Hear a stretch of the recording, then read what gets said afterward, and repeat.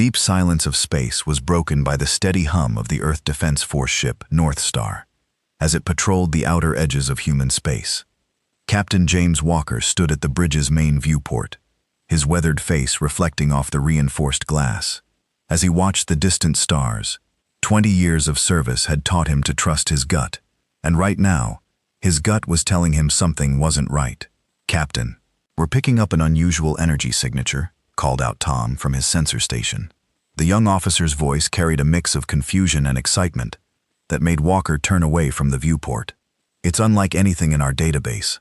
Walker crossed the bridge in quick strides, his magnetic boots clicking against the metal floor. "Show me," he ordered, leaning over Tom. "Station." The holographic display showed a faint purple dot pulsing at irregular intervals about 3 light minutes from their position. "Whatever it is, it's big," Tom added, his fingers dancing across the haptic interface. "At least destroyer class, maybe larger. But the energy pattern, sir, it doesn't make sense. It's like it's there and not there at the same time." Walker's eyes narrowed. The Earth Defense Force had cataloged every known ship signature and explored space. Even the mysterious Dominion ships with their advanced technology had recognizable patterns. This was something new plot. "An intercept course," Walker commanded. "But keep us at a safe distance. Notify medical to prep for possible containment scenarios and get engineering ready for anything." He keyed the ship-wide C. "All hands, this is the captain. Battle stations, this is not a drill. The North Star's engines," hummed louder as the ship changed course. The crew moved with practiced efficiency, but Walker could sense their tension. Everyone knew about the Dominion threat, the aggressive alien empire pushing steadily toward Earth space. Every unusual contact could be a prelude to invasion. As they drew closer, the ship's primary sensors began gathering more data. The mystery vessel was massive, easily twice the size of the North Star. It all was dark, seemingly absorbing light rather than reflecting it. The shape was like nothing Walker had ever seen. Organic curves blended with geometric patterns that seemed to shift when viewed too long. "Sir," called Lisa from the engineering station. "The power readings, they're impossible." Her voice trembled slightly. "According to these readings, the ship is generating more energy than it's consuming. That violates at least 3 laws of physics." Walker felt a chill run down his spine. "Life signs and detect Ed," Tom reported. "But there's so much interference. We can't be certain. The whole material is unlike anything in our records. Our scans keep sliding off it." The North Star drew alongside the mysterious vessel, close enough now that it filled the main viewport. Walker studied its dark surface, noting what appeared to be weapon ports, though they were unlike any weapon systems he recognized. The ship showed no signs of damage, no indication of why it was drifting in space. Sir Tom's shout made Walker spin around the ship. "It's powering up." Across the mystery ship's hull, lines of soft blue light began to pulse, like blood flowing through veins. The energy signature on their sensors jumped, then jumped again, climbing to levels that should have been impossible. "Shields up, ready weapons," Walker ordered. But before the crew could respond, something even stranger happened. The mystery ship's energy signature stabilized, and a signal began broadcasting on all frequencies. "It's English," Lisa said incredulously, checking her readings. "Sir, we're receiving a transmission in perfect Earth standard." Walker hesitated only a moment, put it through the bridge. Speakers crackled, and a calm artificial voice filled the air. "To any Earth Defense Force vessel receiving this transmission, we are designation, Temporal Defense Ship, Paradox. We come with warning and purpose. The future of humanity depends on what you do next." The message repeated, and Walker felt the weight of history settling onto his shoulders. He'd heard stories of first contact, of discoveries that changed the course of human development, somehow. He knew this was one of those moments. Sir Tom called out, his voice tight with excitement. "I'm detecting a match in the ship's atomic structure. The base materials, they from Earth. This ship, whatever it is, was built by humans."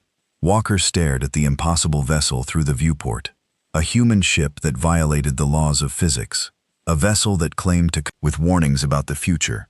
It shouldn't exist, but it did, and it was here. "Open a channel," Walker commanded. As the comm officer complied, he straightened his uniform form and cleared his throat. This is Captain James Walker, of the Earth Defense Force vessel North Star. We receive your transmission, Paradox. What warning do you bring? The response was immediate, and what they heard made every person on the bridge freeze. The artificial voice spoke clearly. The Dominion fleet approaches Earth with weapons that will pierce any defense we currently possess. They will arrive in 30 days. This ship contains the technology required to save humanity, but time is critical. Captain Walker, you are authorized to board. You will find proof of our origin and purpose in the main computer core. But be warned, what you learn will challenge everything you believe about the nature of reality. Walker looked around at his crew. He saw fear in their eyes, but also determination. They all knew about the Dominion threat. Earth's best analysts had predicted an attack was coming, but no one had expected it so soon. Assemble a boarding team. Walker ordered full containment protocols. I want engineering and science personnel with combat training. He turned to his exo. Keep the ship at battle readiness. If anything goes wrong, you get out of here and warn Earth. As the boarding team prepared, Walker stared at the mysterious vessel. This Paradox, that claimed to be from humanity's future. In 20 years of space service, he'd seen many strange things, but nothing like this. A ship that broke the laws of physics, broadcasting warnings of doom in perfect English. It was either humanity's salvation or the most elaborate trap ever conceived. The boarding team reported ready, and Walker headed for the shuttle day. With each step, questions tumbled through his mind. If the ship was really from the future, why appear now? Why here? And most importantly, what kind of desperate situation would drive humans to build something that defied the very laws of physics? As his team shuttle approached, the Paradox at Hull, Walker thought he saw something in the strange patterns, a familiarity he couldn't quite place. The ship shouldn't exist. Everything he knew about science said it was impossible, yet here it was. And soon he would learn either humanity's greatest hope or its final doom. The shuttle's docking clamps engage with a solid funk of against the Paradoxes. Hull Walker checked his suits, seals one final time, and nodded to his team. Remember, he said, whatever we find in there changes everything. Stay sharp, stay focused, and stay together. Let's go make history. The airlock cycled, and humanity's first step into an impossible future began. The inside of the Paradox was unlike anything Walker and his team had ever seen. Their helmet lights revealed corridors that seemed to shift and change as they walked. Surfaces that rippled like water, yet felt solid under their boots. The air was breathable according to their suit sensors, but no one dared remove their helmets. Engineering team report. Walker spoke into his key as they moved deeper into the ship. Dr. Emily Reed, Earth's youngest quantum engineer, responded with barely contained excitement in her voice. Captain, these readings are amazing. The walls aren't just metal. They're in some kind of quantum flux chimes. It's like they exist in multiple places at once. She waved her scanner over a nearby panel, and the power readings. They're off the charts, but I can't find any fuel source. The team made their way to what appeared to be the bridge. The room was circular, with empty control stations, arranged in a pattern that somehow felt familiar, despite its alien design. In the center stood a holographic projection system, currently dark. See if you can power it up. Walker ordered the engineering team spread out, examining the strange controls. Dr. Reed approached what looked like the main console, her hands hovering over its surface. It's warm, she said. Surprise, and I think it's recognizing my presence. The console surface began to glow with a soft blue light, spreading out from where her hands hovered. Suddenly, the holographic system in the center of the room burst to life. A figure appeared. A human figure. It was an older man, wearing what looked like a modified Earth Defense Force uniform. His image flickered slightly as he spoke. If you're seeing this, then the Paradox has successfully made contact with an Earth Defense Force vessel. I am, or was, Admiral Thomas Cooper, Earth Defense Force, year 215-57. The hologram paused. As if gathering thoughts, what I'm about to tell you will sound impossible, but every word is true. Walker felt his heart rate increase. 2157 was 30 years in the future. The hologram continued. The Dominion attacked Earth in 2025 with their quantum phase technology. They bypassed all our defenses. We lost billions in the first wave. Those who survived, we learned, we adapted. We stole their tech, improved it, and did what humans do best. We made the impossible possible. Dr. Reed had stopped working, her full attention on a hologram. Her scanner beeped frantically, trying to make sense of the technology around them. This ship, the hologram explained, represents humanity's greatest achievement and our most desperate gamble. We broke the laws of physics because we had to. The hull exists in quantum superposition, making it virtually indestructible. The power core draws energy from parallel universes. The weapons, they don't just destroy targets, they erase them from existence. Walker's team exchanged glances. This sounded like science fiction, yet they were standing inside the proof. But our victories came too late, the hologram continued. Earth was already lost. So we made a choice. We built this ship, not just to break the laws of physics, but to break the laws of time itself. We're sending it back, giving our past selves, giving you a fighting chance. Dr. Reed's voice shook as she spoke. Captain, he's telling the truth. These designs, they're human designs, just pushed far beyond anything we thought possible. Look at this. She projected her scanner's display for everyone to see. The basic architecture is like our ships, just evolved, like someone took Earth's technology and spent decades pushing it to its absolute limits. The hologram flickered again. We've included all our research, all our advancements, but time is critical. The Dominion fleet approaching Earth now has quantum phase technology. Your current defenses will be useless.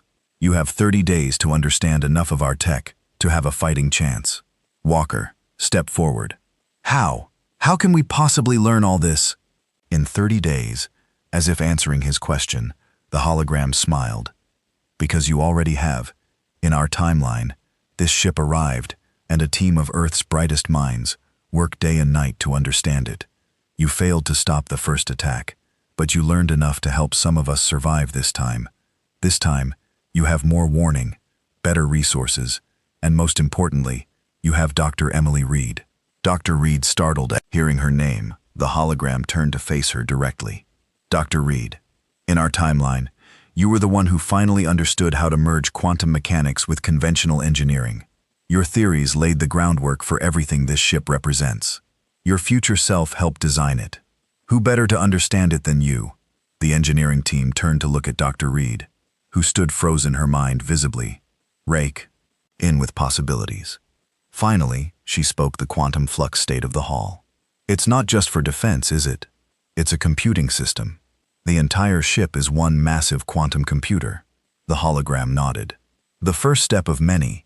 You'll find detailed technical data in the ship's computer core. But remember, understanding this technology is only part of the challenge. Building it with current materials, adapting it to work with existing systems, sis. That's where human ingenuity comes in. Walker K is Cal Northstar. This is Walker. Send a priority message to Earth.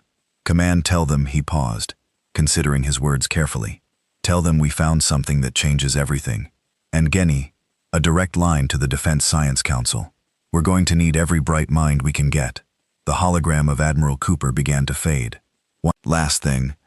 There's a reason we chose this exact moment, this exact patrol route for contact. The paradox had to find the right people at the right time. Don't waste this chance. Humanity's future depends on what you do next. As the hologram disappeared, Dr. Reed was already diving into the ship's systems, her fingers flying over the controls with increasing confidence.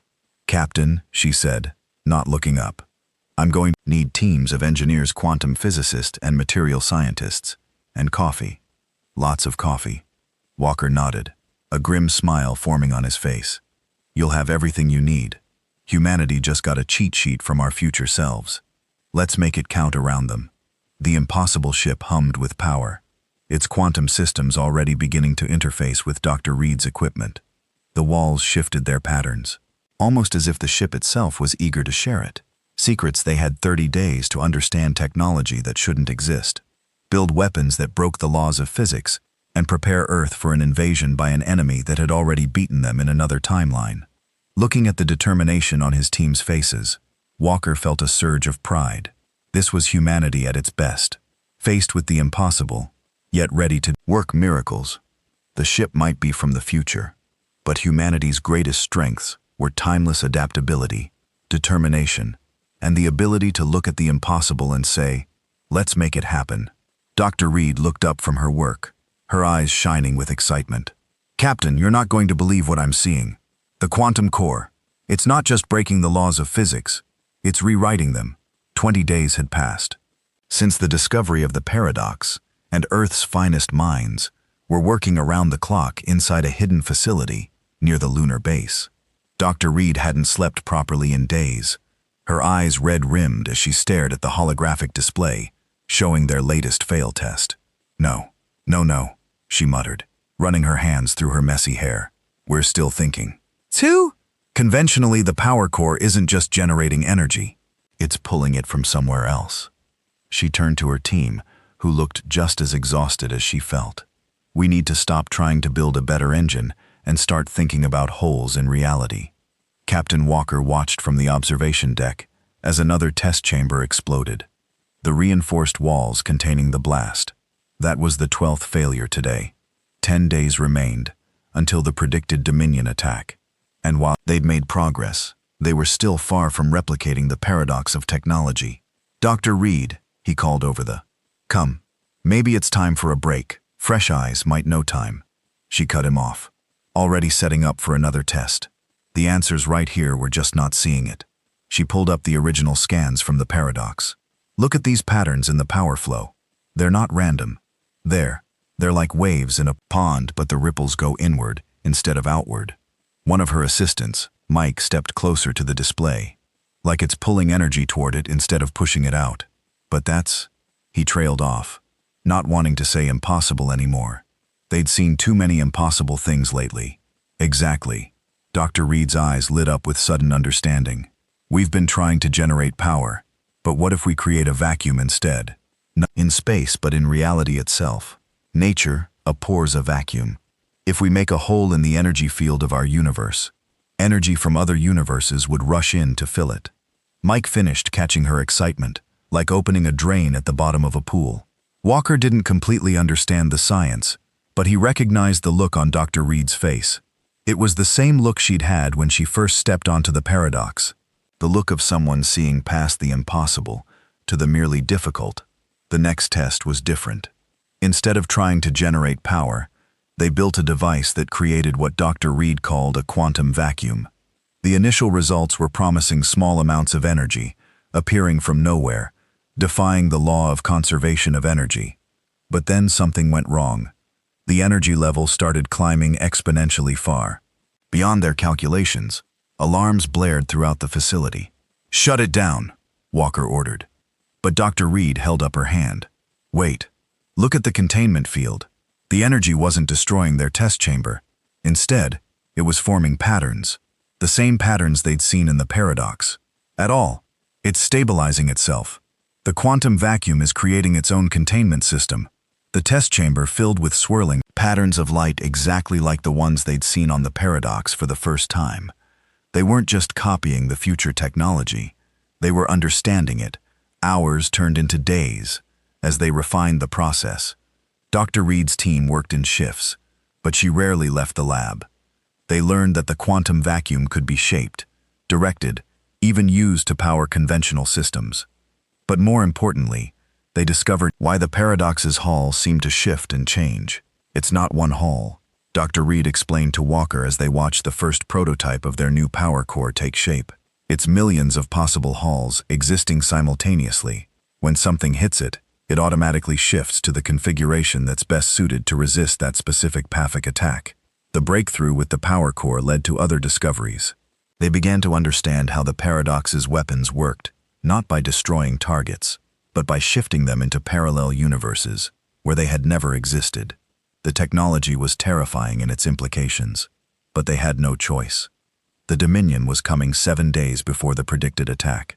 They had their first major success, a small drone, powered by a quantum vacuum core and protected by a shifting probability. Hall performed perfectly in all tests. It wasn't nearly as advanced as the paradox, but it proved the technology could work with their current manufacturing capabilities. "We can do this," Dr. Reed said, watching the drone navigate an obstacle course. By partially existing in multiple positions at once, we can't build anything as advanced as the Paradox, but we can upgrade our existing ships, give them enough of edge to survive. Walker nodded, already planning the logistics of modifying Earth's defense fleet. How many ships can we upgrade in a week? With the resources of every major shipyard, maybe 30% of the fleet will have to prioritize the most crucial systems, power cores, and defensive capabilities. The weapons will take too long to implement properly. It wasn't ideal, but it was more than they'd had 20 days ago. The modified ships wouldn't be able to erase enemies from existence, but they'd be able to survive hits from Dominion weapons that would have vaporized them before the next week. Was a blur of activity. Ships arrived at lunar orbit in a steady stream, each receiving quantum vacuum power cores and probability-shifting hull modifications. Dr. Reed's breakthrough had been adapted into a form that current technology could support. Even if it wasn't as elegant as the Paradox-ass systems through it all, the mysterious ship from the future sat in its secure dock, still revealing new secrets every day. Dr. Reed's team had barely scratched the surface of its capabilities, but they'd learned enough. They'd learned how to do what humanity did best: take an impossible idea and make it work with whatever they had available. 3 days before the predicted attack, Walker stood on the observation deck watching Earth's modified fleet perform maneuvers.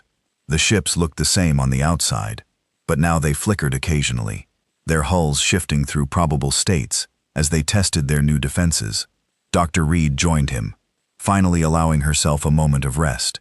"It's not perfect," she said, looking at the fleet. "The power cores are crude compared to the Paradox. The probability shifts are limited. The hulls can only shift through a few hundred states, instead of millions. But it's enough to give us a fighting chance." Walker finished. He turned to look at her. "You did the impossible, Doctor. You took technology that shouldn't exist and made it real." She shook her head. "We all did. Every engineer, every physicist, every technician who worked until they couldn't see straight. We still don't fully understand how the Paradox works, but we understood enough to adapt it to make it work for us." She smiled tiredly. "Isn't that the most human thing of all?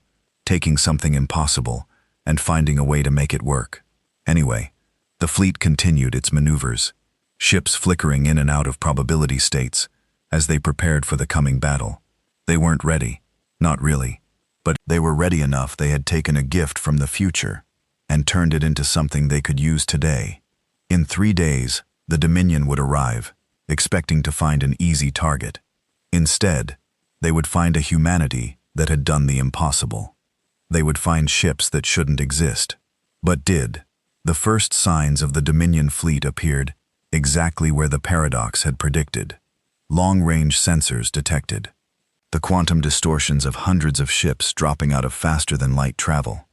Earth's modified defense fleet waited in formation, their hulls flickering slightly as probability shifts rippled across their surfaces. Captain Walker stood on the bridge of the North Star, now equipped with one of Dr. Reed's quantum vacuum cores. The ship felt different. There was a subtle vibration that hadn't existed before, like a constant hum just below the edge of hearing. Every crew member could feel it, a reminder that their ship now partially existed in multiple realities at once. "All ships report ready," Captain Tom announced from his station. The sensor displays showed their fleet of 30 modified ships, spread out in a defensive formation ahead of Earth. Behind them, the rest of Earth's conventional forces waited in reserve, hoping they wouldn't be needed. Dr. Reed's voice came over the comm from her position in the engineering section. "Power core is stable. Probability hull is cycling normally. We're as ready as we'll ever be."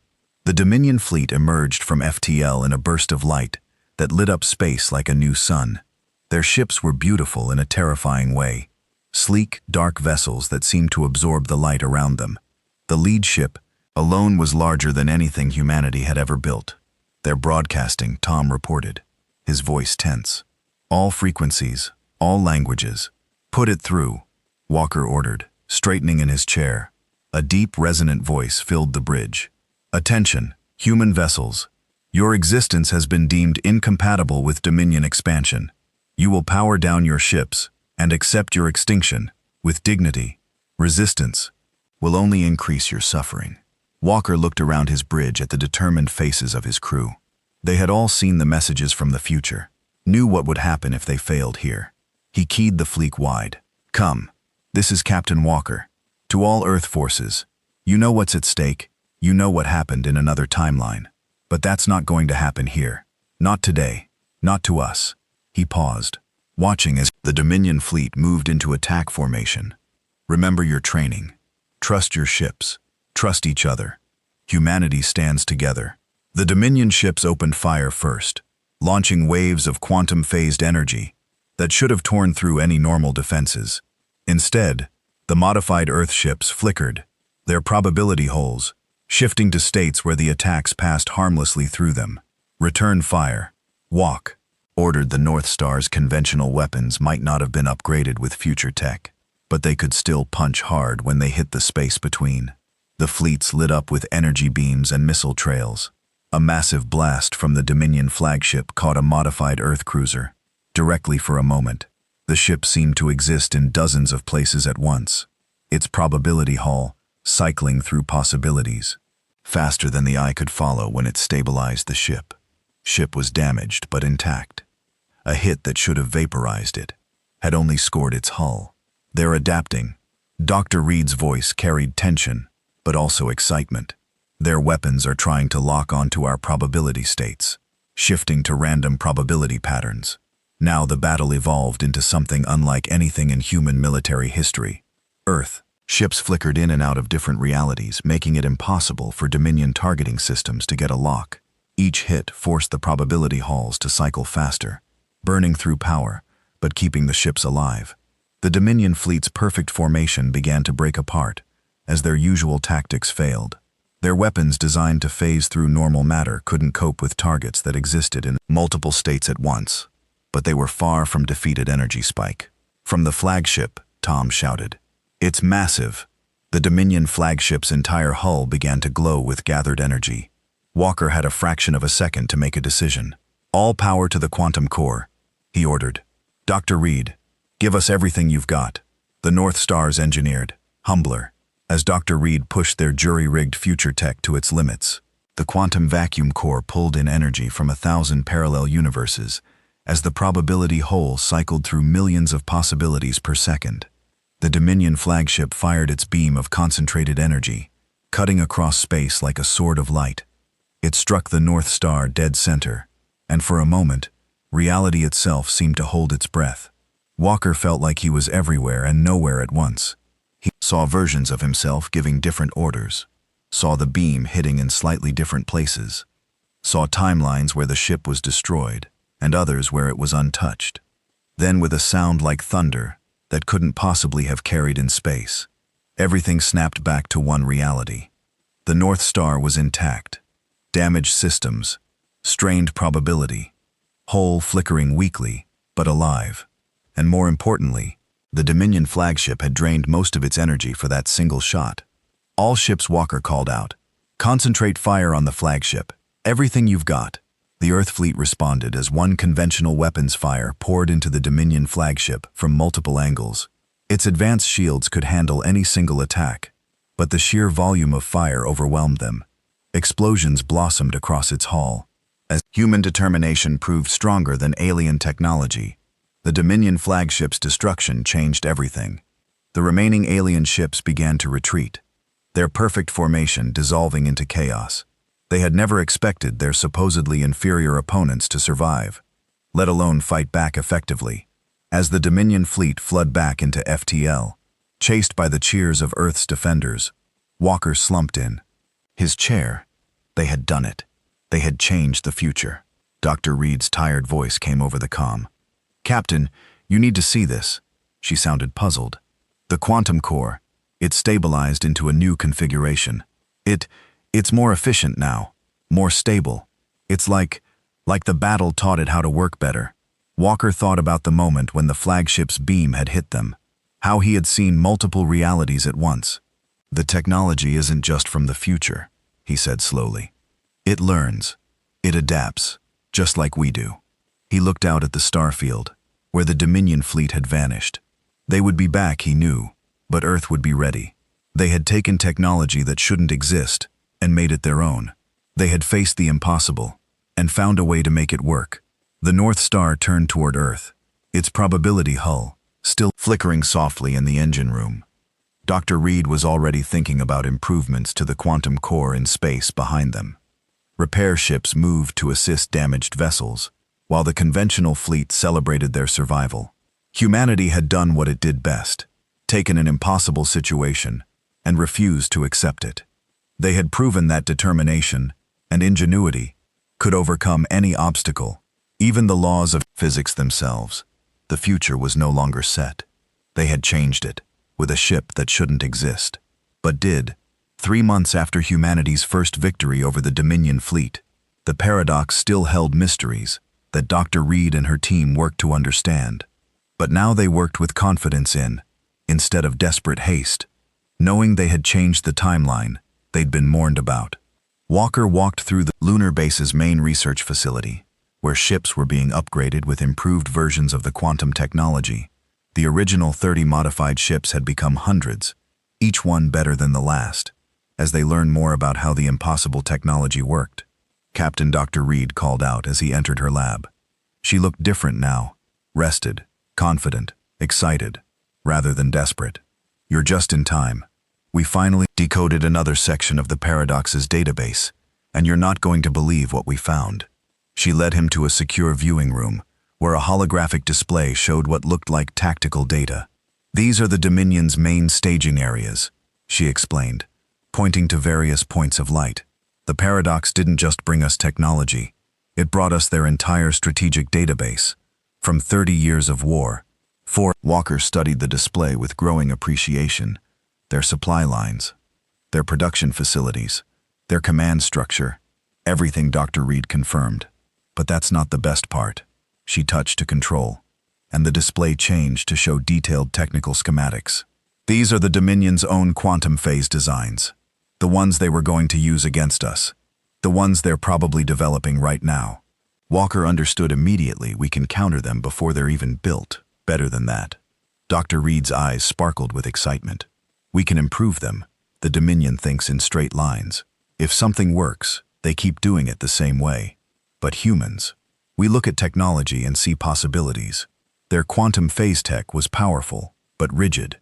Ours adapts, learns, grows." She brought up another display showing the modified Earth fleet in formation. The ships no longer flickered visibly. They had learned to control their probability shifts with precision.